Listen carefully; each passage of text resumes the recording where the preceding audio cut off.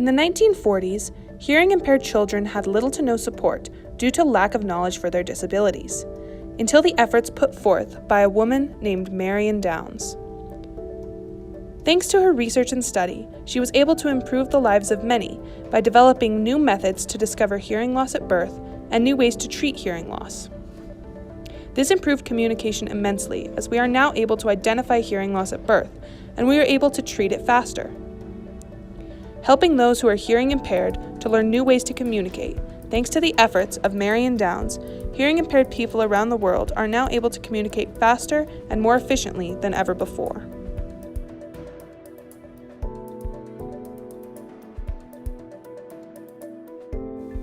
Marion Downs was born on January 26, 1914 in New Ulm, Minnesota.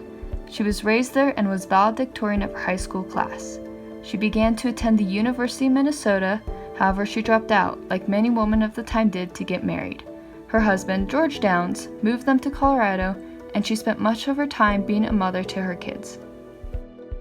In 1948, Downs decided to finish college. She completed her undergraduate requirements at the University of Colorado and her Bachelor of Arts degree in Political Science and English. Afterwards, she decided to pursue a career.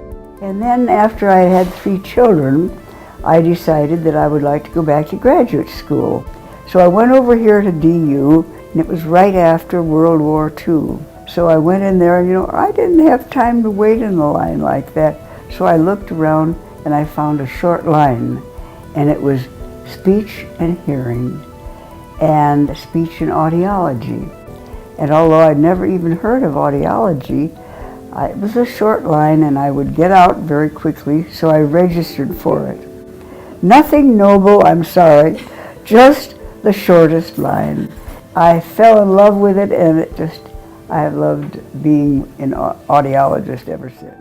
After graduating, she began working at the University of Denver, where she taught audiology and directed at the clinic for 8 years. She then moved to the University of Colorado, where she worked as an audiologist at its new otolaryngology clinic. It was at the UC School of Medicine where she, along with her colleague Doreen Palick, began their work on what would later become her legacy.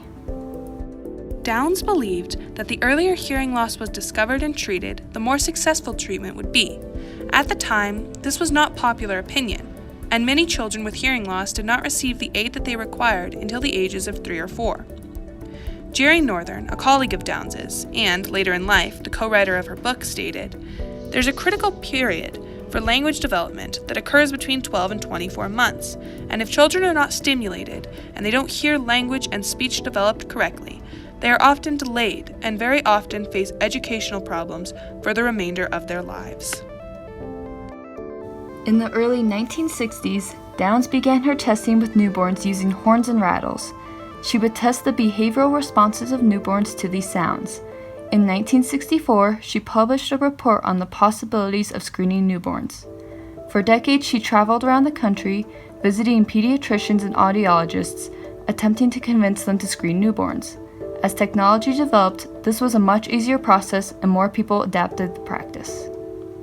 Downs and her colleagues began putting hearing aids on children of only 1 and 2 years old as early as the 1960s, and they faced much criticism.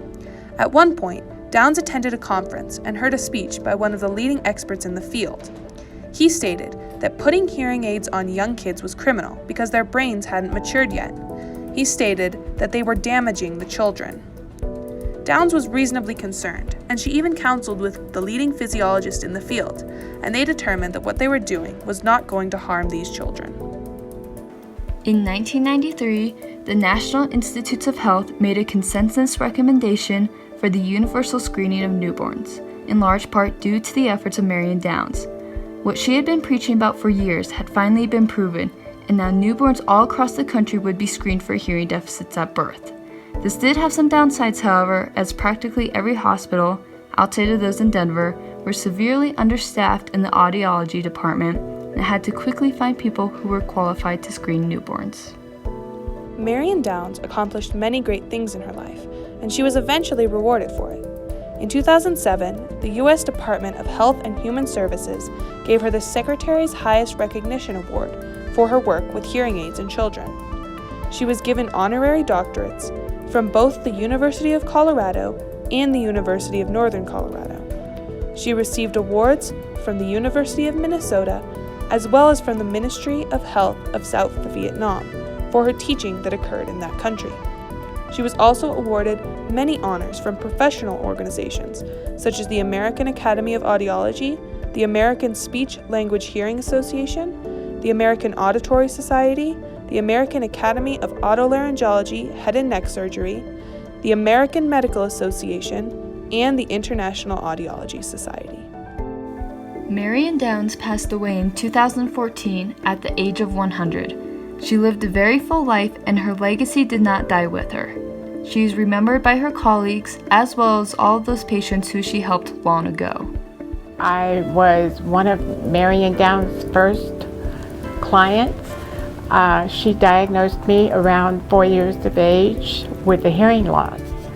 And it's because of her I got my hearing aid, and I could hear people and wasn't as frustrated,